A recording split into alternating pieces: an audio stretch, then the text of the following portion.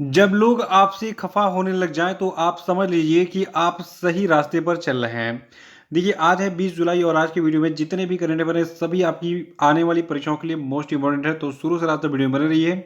और इस वीडियो को पूरा देखने के बाद आप इसकी पीडीएफ फाइल भी डाउनलोड कर सकते हैं नीचे डिस्क्रिप्शन बॉक्स में वीडियो के, और हमारे टेलीग्राम चैनल पे इस वीडियो के पीडीएफ लिंक मिल जाएगी।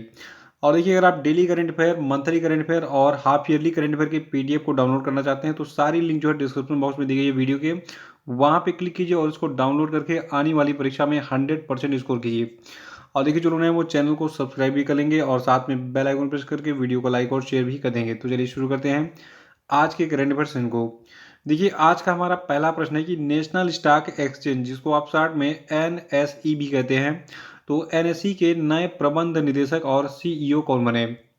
देखिए हाल ही में आशीष कुमार चौहान जी को नेशनल स्टॉक एक्सचेंज का नया प्रबंध निदेशक और चीफ एग्जीक्यूटिव ऑफिसर बनाया गया है। देखिए जो आपके नेशनल स्टॉक एक्सचेंज के नए प्रबंध निदेशक बने हैं आशीष कुमार चौहान, ये इस पद पर जो है विक्रम लिमय का स्थान लेंगे, जिनका 5 साल का जो कार्यकाल है ये 16 जुलाई 2022 को अभी हाल ही में समाप्त हो गया था। और देखिए नेशनल स्टॉक एक्सचेंज के बारे में 3 चीज़ें याद रखिएगा। पहला ये कि इसका मुख्यालय कहाँ पे है, मुंबई महाराष्ट्र में। दूसरा, इसको स्थापित किया गया था 1992 में। और वर्तमान में इसके अध्यक्ष हैं गिरीश चंद्र चतुर्वेदी। और इसके प्रबंध निदेशक और सीईओ कौन बन गए हैं, आशीष कुमार चौहान। अगला कि हाल ही में किस देश के ऑलराउंडर बेन स्टोक्स ने वनडे क्रिकेट से संन्यास ले लिया। देखिए अभी हाल ही में जो आपके इंग्लैंड के ऑलराउंडर क्रिकेटर हैं बेन स्टोक्स, इन्होंने वनडे क्रिकेट से संन्यास ले लिया है। और आपको बता दूं जो आपके बेन स्टोक्स हैं ये अपना आखिरी मैच खेलेंगे किसके खिलाफ, दक्षिण अफ्रीका के खिलाफ डरहम में। ठीक है, तो इसको याद रखिएगा। डरहम कहाँ पे है, ये आपका इंग्लैंड में ही स्थित है। तो इस मैच को खेलने के बाद ये पूरी तरीके से जो है जो वनडे क्रिकेट है इसको जो है अलविदा कह देंगे। कौन, बेन स्टोक्स। अगला कि हाल ही में किस देश के क्रिकेटर्स लिंडल सीमंस और दिनेश रामदीन ने संन्यास की घोषणा की है। देखिए नाम से तो लग रहा है कि कोई इंडियन होंगे, लेकिन ये वेस्ट इंडीज़ के क्रिकेटर हैं। याद रखिएगा लिंडल सीमंस और दिनेश रामदीन, ये दोनों जो है वेस्ट इंडीज़ के क्रिकेटर हैं और इन दोनों ने भी हाल ही में क्रिकेट से संन्यास लेने की घोषणा की है। अगला कि हाल ही में किस राज्य ने अपनी पहली डिजिटल लोक अदालत की शुरुआत की। तो देखिए ये राज्य आपका राजस्थान है। और देखिए जो ये डिजिटल लोक अदालत थी ये भारत में अपनी तरह की पहली कृत्रिम बुद्धिमत्ता यानी कि आर्टिफिशियल इंटेलिजेंस आधुनिक डिजिटल लोक अदालत पर आधारित थी। और इसका उद्घाटन जो है 18वें अखिल भारतीय कानूनी सेवा प्राधिकरण सम्मेलन के दौरान किया गया। राष्ट्रीय कानूनी सेवा प्राधिकरण के जो अध्यक्ष हैं उमेश ललित, ठीक है, इनके द्वारा। तो ये सारी डिटेल्स याद रखना है। एक लाइन में याद रख लीजिए कि अभियाली में अपनी तरह की पहली डिजिटल लोक अदालत की शुरुआत की गई, कहाँ पर, राजस्थान राज्य में।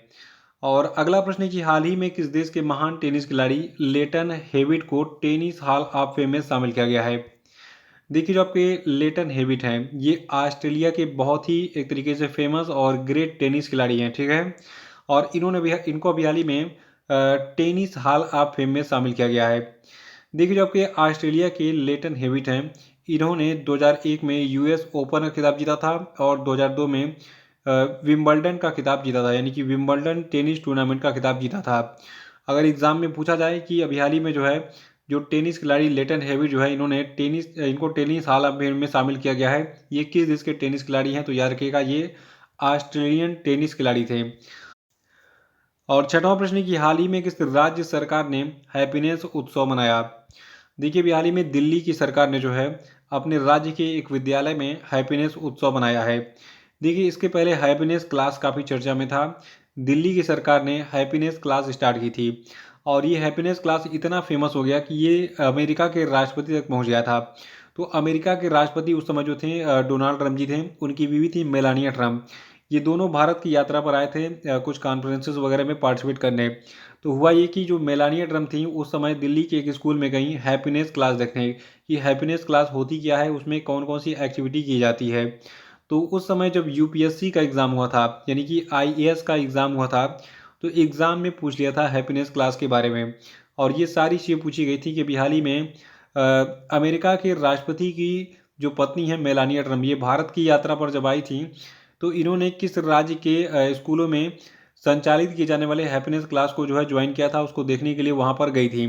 तो उस समय बहुत सारे बच्चे फंस गए थे, लेकिन उसका आंसर था दिल्ली। ठीक है, तो दिल्ली की सरकार ने एक और पहल स्टार्ट की है हैप्पीनेस उत्सव की। देखिए, हाल ही में दिल्ली सरकार ने स्कूलों के लिए अपने हैप्पीनेस पाठ्यक्रम की चौथी वर्षगांठ का सम्मान करने के लिए हैप्पीनेस उत्सव मनाया।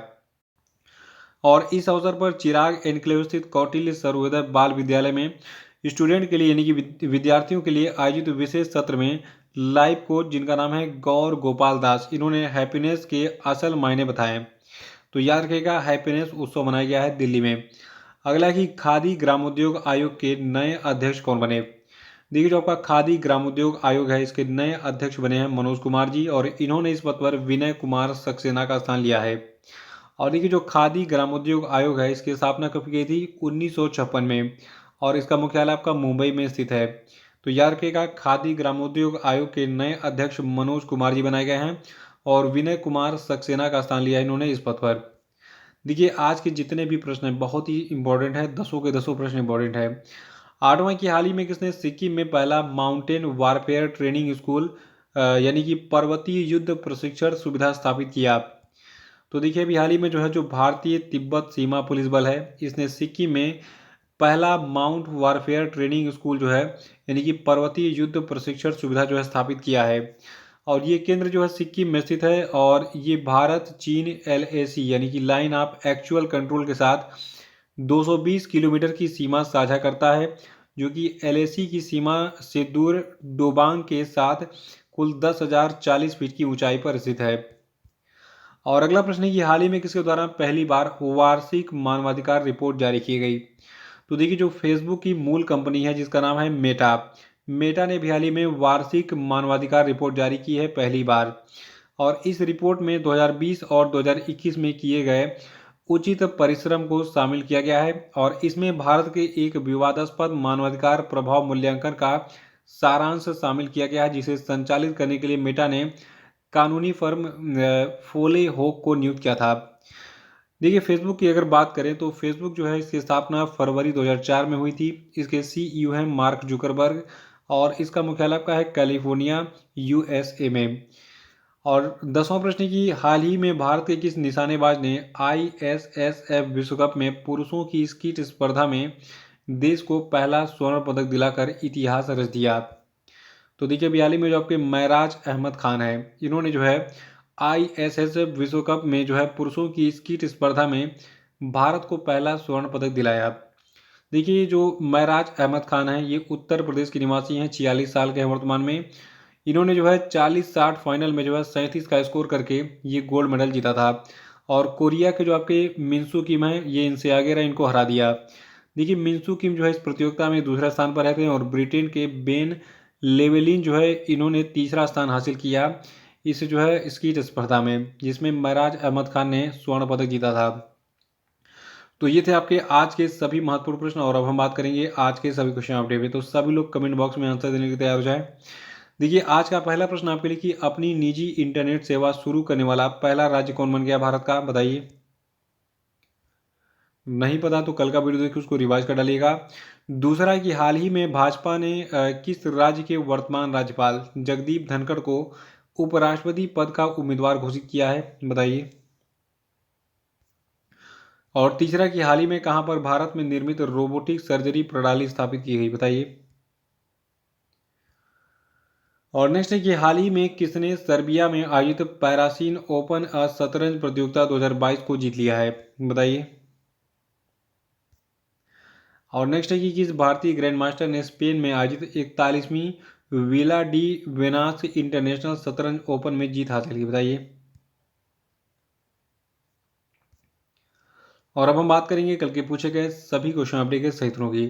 देखिए, का पहला प्रश्न है कि राष्ट्रीय संस्थागत रैंकिंग फ्रेमवर्क रैंकिंग के 7वें संस्करण के अनुसार समग्र श्रेणी में उच्च शिक्षा के लिए सबसे अच्छा शिक्षण संस्थान कौन सा है।